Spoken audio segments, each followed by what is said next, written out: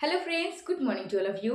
तो कैसे हैं आप लोग? उम्मीद करते हैं कि आप लोग अच्छे होंगे और मस्त होंगे और अपनी अच्छे से पढ़ाई कर रहे होंगे। ठीक है, तो आज हिंदी के क्लास 10 के कविता के जो तीसरा चैप्टर है और जिसको लिखा है घनानंद ने, उसके बारे में पढ़ते हैं। ठीक है, तो चलिए देखते हैं। घनानंद ने इसमें दो पंक्तियाँ लिखा है, जिसमें पहला पंक्ति आपको सुनाते हैं। लिखा इसमें, अति सुधो स्नेह को मार्ग है। इसका मतलब होता है कि जो स्नेह का रास्ता होता है, जो प्रेम की रास्ता होती है, वो बहुत ही सीधा, बहुत ही सरल होता है। चलिए इस पंक्ति को पढ़ते हैं, इसमें क्या क्या लिखा हुआ है। लिखा है, अति सुधो स्नेह को मार्ग है, जहां नेकू सयाना बाग नहीं। कहने का मतलब ये है कि प्रेम का जो रास्ता है वो बहुत ही सीधा और सरल होता है। इसमें किसी प्रकार की कोई टेढ़ापन, कोई चतुराई नहीं पाई जाती है। ठीक है, दूसरा देखते हैं। तहा साचय चले तजी आप नपऊ जुजुको कपटी जिन निशांक नहीं। ठीक है, यानी कि प्रेम एक ऐसा है जिसमें किसी प्रकार की कोई कपट, कोई छल, कोई चतुराई नहीं की जा सकती है। और जिस प्रेम में किसी प्रकार की चतुराई, छल, कपट अगर ये सब हो रहा है, समझिए कि वो वास्तविक में प्रेम नहीं है। क्योंकि प्रेम का मार्ग अत्यंत सीधा होता है, उसमें किसी प्रकार की कोई छल, कोई कपट, कोई चतुराई नहीं होती है। ठीक है, बहुत ही सीधा और सरल होता है। तीसरा लाइन लिखा है, घन आनंद प्यारी सुजान सुनो, यहाँ एक ते दूसरे आक नहीं। ये जो घनानंद है वो एक प्रेमिका से प्यार करते थे। इनकी प्रेमिका जो थी वो नर्तकी थी और उनका नाम सुजान था। ठीक है, तो ये जो घनानंद है वो सुजान अपनी प्रेमिका को समझा रहे हैं कि वो सुजान, प्रेम बस एक से ही होता है। संसार में जिस इंसान से हमें प्रेम हो जाए, उसके अलावा संसार में कितने भी सुंदर आदमी आ जाए वो हमें अच्छा नहीं लगता है। ठीक है, यानी एक भोजपुरिया में कहावत है कि दिल लागल देवाल से तो परी का करी। कहने का मतलब ये है कि हमें प्रेम जिस इंसान से हो गया, चाहे वो कैसा भी दिखता हो, अगर उसके अलावा दुनिया में कितने भी इंसान हमें मिल जाए, हमें जिससे प्रेम हुआ है, हम उसी को, मेरा जो नज़र है वो उसी को खोजना चाहेगा। कहने का मतलब ये है कि जो घनानंद है वो सुजान को समझा रहे हैं कि प्रेम में बस एक ही जगह होती है। हम जिससे प्रेम करते हैं उस पर अपना सर्वस्व न्यौछावर कर देना चाहते हैं, उसके अलावा हम किसी और को नहीं चाहते हैं। आगे लिखा है, तुम कौन दो पार्टी पड़े मन लेहू पे देहू छटांक नहीं।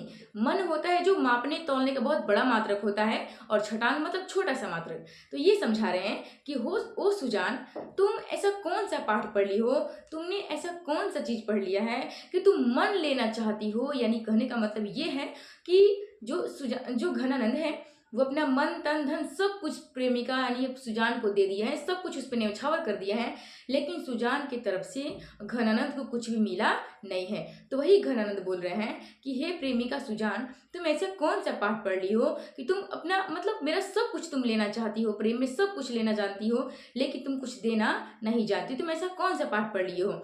मैंने तुम पे अपना सब कुछ न्यौछावर कर दिया है, लेकिन तुम्हारी तरफ से मुझे कुछ भी नहीं मिला है। ठीक है, ये पहला पद था। दूसरा पद देखते हैं। ठीक है, सुनिए। पहला पद का एक बार आपको सारांश बताते हैं। तो पहला पद का सारांश ये है कि जो प्रेम होता है वो बहुत ही सीधा और सरल होता है।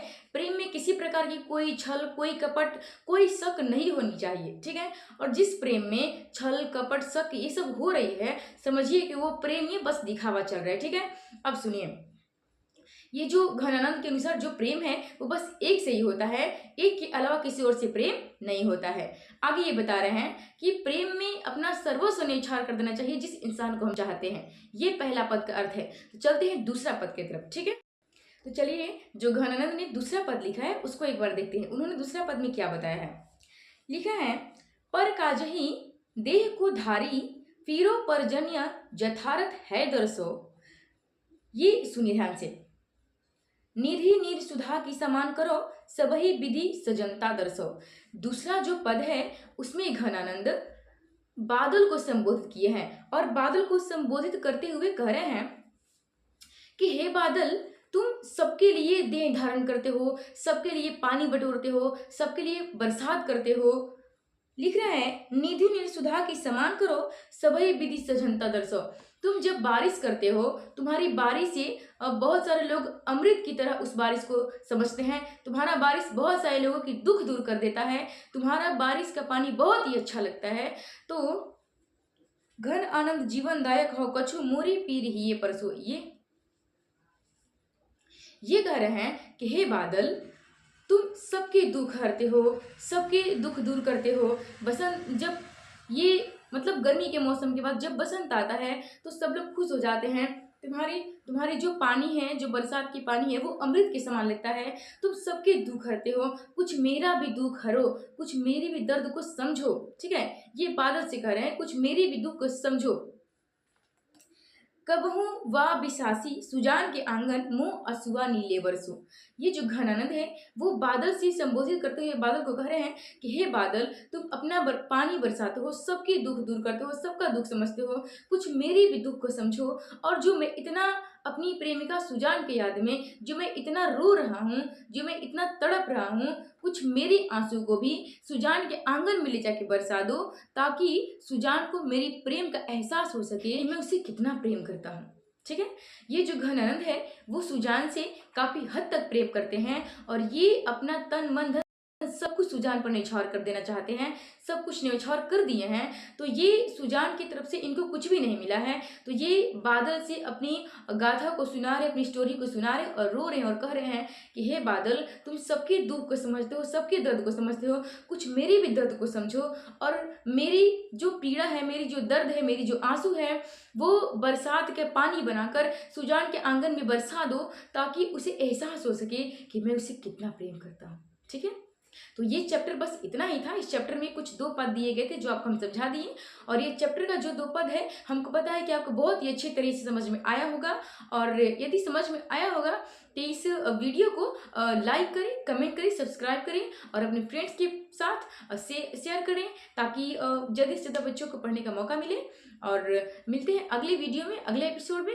तब तक के लिए bye, take care, good night.